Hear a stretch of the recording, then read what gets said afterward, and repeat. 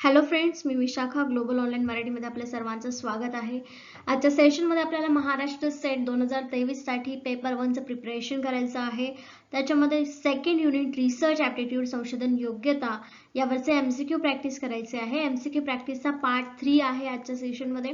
Already 2 part केलेले आहेत आपण रिसर्च ॲप्टिट्यूडच्या एमसीक्यू प्रॅक्टिसचे. सो सुरू करूया आजच्या सेशनला. सेशन स्टार्ट करण्यापूर्वी एक इम्पॉर्टंट सूचना किंवा संधी आहे त्या स्टुडंटसाठी जे स्टुडंट्स यावर्षीची सेट एक्झाम टार्गेट करत आहेत, जी होणार आहे 26 मार्चला, त्यांच्यासाठी आम्ही स्पेशल पेपर 1 साठी एक क्रॅश कोर्स घेऊन आलो आहोत. या क्रॅश कोर्समध्ये आम्ही तुम्हाला देणार आहोत संपूर्ण अभ्यासक्रमावरील मॉक टेस्ट, संपूर्ण अभ्यासक्रमावरील notes, video lectures plus live lectures आणि PYQs, जो तुमच्या प्रिपरेशनचा पूर्ण बेस असणार आहे. PYQs या क्रॅश कोर्समध्ये स्पेशली इन्क्लूड केलेला आहे, जो मॉक टेस्ट सुद्धा प्रॅक्टिस करून घेईल. ठीक आहे. या क्रॅश कोर्सची फीस आहे 2,500 रुपये. 20% डिस्काउंट याच्यावरती चालू आहे. आफ्टर डिस्काउंट या कोर्सची फीस होते 2,000 रुपीज आणि न्यू बॅच जी होणार आहे स्टार्ट ती होणार आहे 15 जॅन पासून. सो लवकर रजिस्ट्रेशन करा. या कोर्सला जॉईन होण्यासाठी दिलेल्या व्हॉट्सअप नंबरवरती मेसेज करा किंवा प्ले स्टोरवरून ग्लोबल ऑनलाईन नावाचा ॲप डाउनलोड करा आणि लगेचच कोर्सला जॉईन व्हा. पेपर 1 प्रमाणेच पेपर 2 साठी देखील आम्ही फुल कोर्स प्रोव्हाइड करत आहोत. Mock test, notes, live lectures आणि व्हिडिओ लेक्चर्स, PYQs या सगळ्याच घटकांचा समावेश या फुल कोर्समध्ये आहे. Paper 2 economics, commerce, history, management, computer science या सगळ्या सब्जेक्टसाठी. ठीक आहे. सेम प्रोसिजर आहे. या फुल कोर्सला सबस्क्राईब करण्यासाठी दिलेल्या व्हॉट्सअप नंबरवरती मेसेज करा किंवा प्ले स्टोरवरून ग्लोबल ऑनलाईन नावाचं ॲप डाउनलोड करू शकता. ठीक आहे. ओके, सुरू करूया सेशनला. संशोधन निष्कर्षांचे सामान्यीकरण मर्यादित मानले जाते. कोणत्या? Dash dash generalisability of research finding is considered limited. कुठल्या दिलेल्या ऑप्शन्स पैकी कोणत्या रिसर्चचे फाइंडिंग्स, ठीक आहे, जनरलायझेशन रिझल्ट्स हे लिमिटेड कन्सिडर केले जातात. लिमिटेड इन द सेन्स जो रिझल्ट आलेला आहे तो दुसऱ्या सिच्युएशनला किंवा दुसऱ्या कामामध्ये त्याचा उपयोग होणार नाही असे. ठीक आहे. ऑप्शन्स आहेत कृती, उपयोजित, मूलभूत आणि सर्वेक्षण. हे ऑप्शन्स आहेत अप्लाइड, ऍक्शन, बेसिक आणि सर्वे.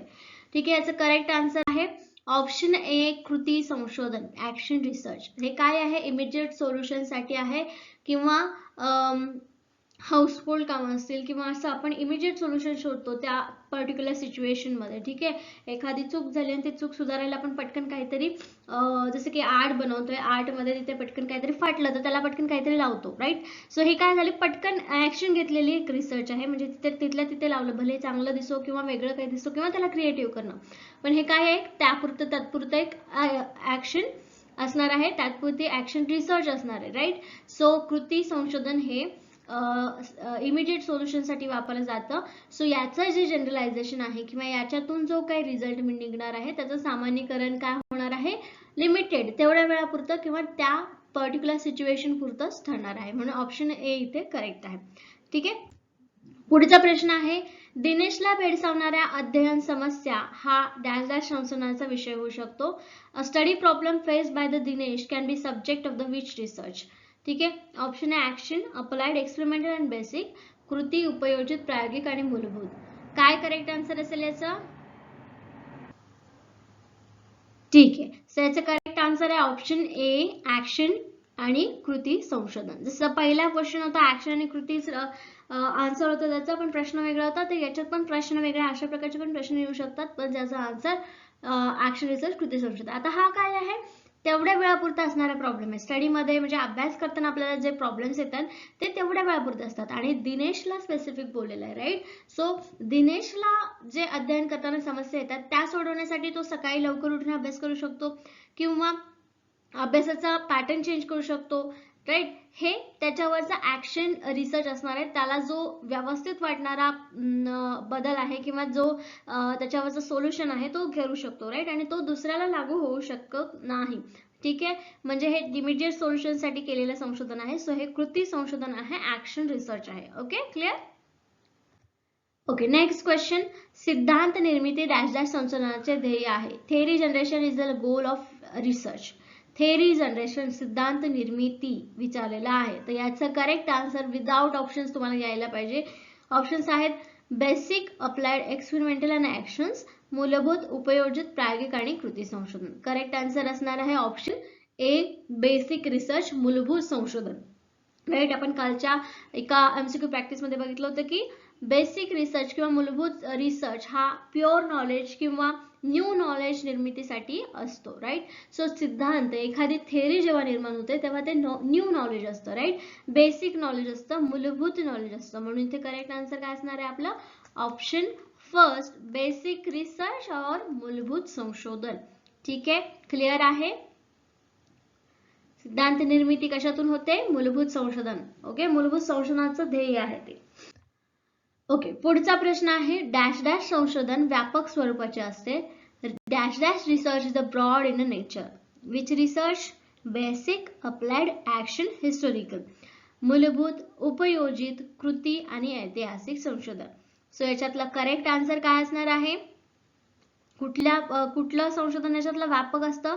व्यापक म्हणजे त्याची व्याप्ती खूप मोठी असते. ठीक आहे, त्याचं करेक्ट आन्सर आहे ऑप्शन ए, बेसिक आणि मूलभूत. का? कारण बेस पासून न्यू इन्फॉर्मेशन आपण तयार करत असतो, त्यामुळे मूलभूत संशोधन हे व्यापक स्वरूपाचं असतं आणि त्याचे जनरलायझेशन हे कसे असतील? युनिव्हर्सल असतात. राईट. मागच्याच आपण प्रॅक्टिस MCQ मध्ये एक क्वेश्चन बघितला होता की कोणत्या रिसर्चचे जनरलायझेशन हे युनिव्हर्सल असतात. सो मूलभूत संशोधनाचे काय रूप जे असतं ते कसं असतं? व्यापक असतं. Okay, next question.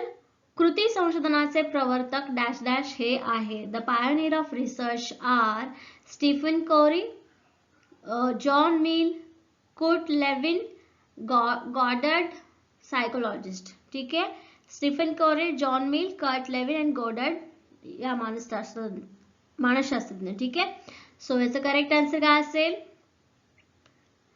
I don't know हे तुमच्या वाचनात आलेलं आहे की नाही. आलं असेल तर याचं करेक्ट आन्सर आहे ऑप्शन फर्स्ट, स्टीफन कोरे. ठीक आहे, लक्षात राहू द्या. जर लक्षात नसेल, अशा प्रकारचे क्वेश्चन खूप कमी येतात. आले तर हे लक्षात राहावं यासाठी एक क्वेश्चन मी घेतलेला आहे. ठीक आहे, कृती संशोधनाचे प्रवर्तक कोण आहेत मग? स्टीफन कोरे. फर्स्ट ऑप्शन इथे करेक्ट आहे.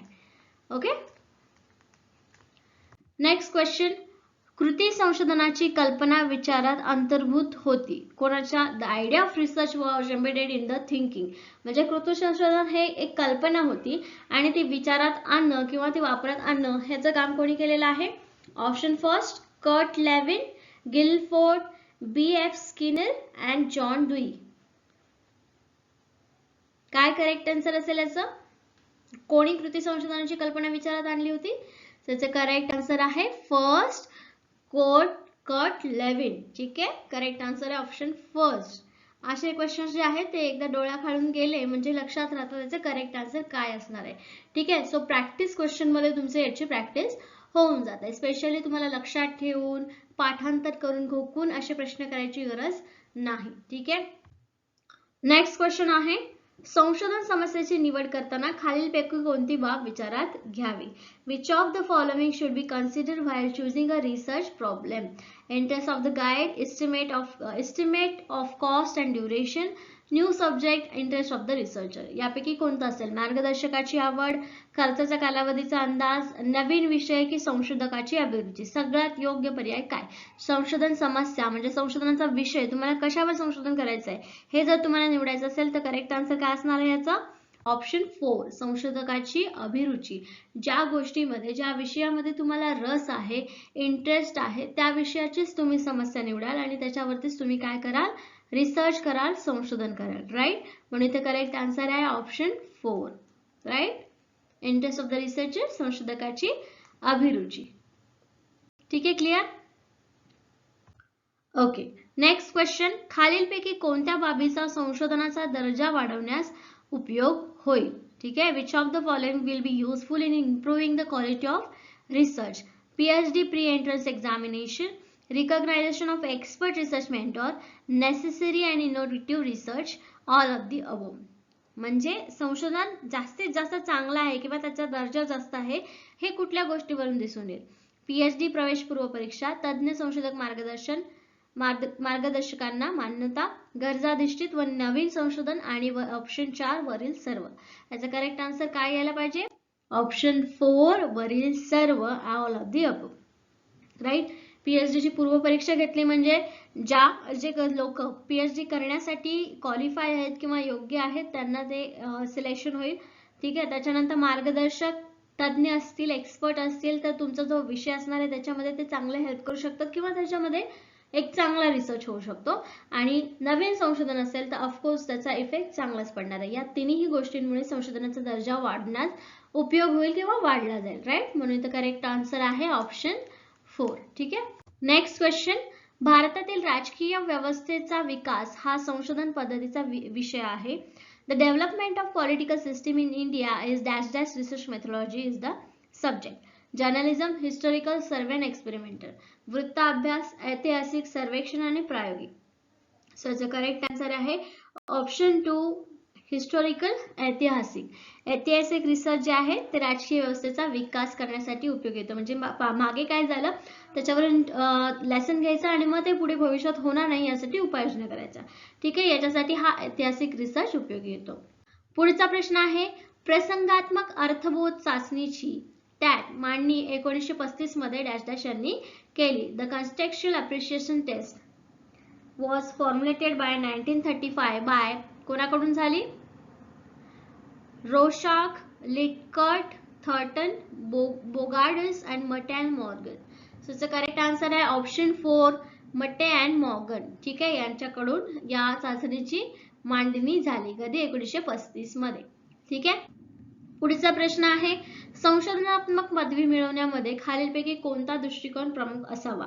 Which of the following approaches should be predominant in obtaining a research degree?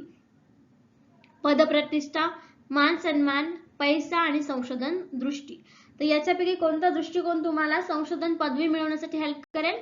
Correct answer आहे 4 संशोधन दृष्टी. राईट. पद, प्रतिष्ठा, मान, पैसा यापेक्षा तुम्ही रिसर्च करण्यासाठी फक्त तुमच्याकडे दृष्टी पाहिजे आणि त्या दृष्टिकोनातून तुम्ही काम केलं तर तुम्हाला ती पदवी मिळते. म्हणून रिसर्च विजन आणि रिसर्च संशोधन दृष्टी आवश्यक आहे. ठीक आहे.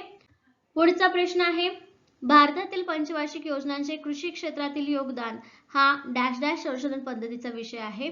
Contribution of 5-year plans in India to agriculture is the subject of research methodology. कोणता? Historical, applied, survey and historical, experimental आणि इकडे ऐतिहासिक, उपयोजित, सर्वेक्षण व ऐतिहासिक, प्रायोगिक. ठीक आहे. करेक्ट आन्सर आहे option 3 survey and historical.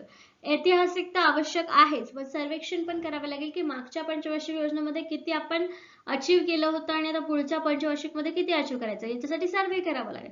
Right. आणि ऐतिहासिक मागे घडून गेलेल्या घटनांचा पण आपल्याला याच्यामध्ये विचार करावा लागेल. म्हणून इथे ऑप्शन 3 करेक्ट आहे. राईट. सर्वे अँड हिस्टॉरिकल, सर्वेक्षण आणि ऐतिहासिक. ठीक आहे. पुढचा प्रश्न आहे भूतकालीन घटनांचा सुसंगतवाद शास्त्रशुद्ध आढावा डॅश डॅश संशोधन पद्धतीमध्ये घेतला जातो. A consistent scientific review of past event is undertaken in the dash dash research method. कोणत्या रिसर्च मेथड मध्ये? एक्सपेरिमेंटल, अप्लाइड, हिस्टॉरिकल, बेसिक, प्राथमिक, उपयोजित, ऐतिहासिक आणि मूलभूत. सो याचा करेक्ट आन्सर आहे ऑप्शन 3 ऐतिहासिक. भूतकाल म्हटल्यानंतर जे घडून गेलेल्या घटना आहेत किंवा घडून गेलेले रिसर्च आहेत, नॉलेज आहे त्याच्यावरती आपल्याला काय करायचं? संशोधन करायचं. त्यावेळेस ते हिस्टॉरिकल किंवा ऐतिहासिक पद्धतीमध्येच येणार आहेत. राईट. भूतकालीन घटनांचा सुसंगतवाद शास्त्रशुद्ध आढावा. शास्त्रशुद्ध कशामध्ये पद्धत आहे? सायंटिफिक किंवा संशोधन करण्यासाठी आपण सायंटिफिक मेथडच वापरतो. राईट. संशोधन करण्यासाठी, रिसर्च करण्यासाठी. म्हणून ऐतिहासिक या संशोधन पद्धतीचा समावेश याच्यामध्ये केला जातो. हिस्टॉरिकल करेक्ट आन्सर आहे. ओके. क्लिअर. नेक्स्ट क्वेश्चन आहे महात्मा फुले यांनी स्त्री शिक्षणातील योगदान हा डॅश डॅश संशोधनाचा विषय आहे. Mahatma Phule's contribution to women education is subject of which research?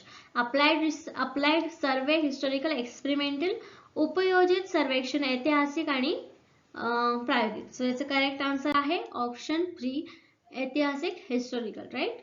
कारण का महात्मा फुले यांनी काय काम केलेलं आहे हिस्ट्रीमध्ये, पास्टमध्ये याच्याबद्दलची इन्फॉर्मेशन डिस्क्रिप्शन आपल्याला या रिसर्च मध्ये करायचं आहे. म्हणजेच आपल्याला हिस्टॉरिकल इन्फॉर्मेशन किंवा हिस्टॉरिकल रिसर्च करायचा आहे. क्लिअर. पुढचा प्रश्न आहे ऐतिहासिक संशोधनामध्ये डॅश डॅश हा प्राथमिक स्रोत नाही. In historical research is dash dash is not a primary source. आता आपल्याला माहिती आहे डेटा कलेक्शन साठी प्रायमरी आणि सेकंडरी सोर्सेस असतात. तर याच्यामध्ये हिस्ट्रीसाठी कोणता प्रायमरी सोर्स नाही असं विचारलेलं आहे. Coins, judgements of the supreme court, copper plate, text books. तर नाणी, सर्वोच्च न्यायालयाचे निकाल, ताम्रपट आणि पाठ्यपुस्तक. याचं करेक्ट आन्सर असणार आहे 4 पाठ्यपुस्तके, टेक्स्ट बुक. ठीक आहे, हे काय आहे, प्राथमिक स्रोत नाहीये, हे दुय्यम स्रोत असणार आहे. राईट, हे आधीचे असणार आहेत. प्राथमिक स्रोत म्हणजे कुठले, ते कोणीतरी पहिले करण्यापेक्षा आपण स्वतः बघितलेले आहेत. आणि टेक्स्ट बुक तर ऑलरेडी कोणीतरी लिहून ठेवलेलं असणार आहे. राईट, म्हणून इथे हा सेकंडरी स्रोत असेल, प्राथमिक नाही. म्हणून करेक्ट आन्सर 4 आहे. राईट. सो अशा प्रकारे आपण आजचे प्रॅक्टिस क्वेश्चन्स इथे संपवलेले आहेत रिसर्च ऍप्टिट्यूड वरचे. ठीक आहे, so thank you for today session. Have a nice day.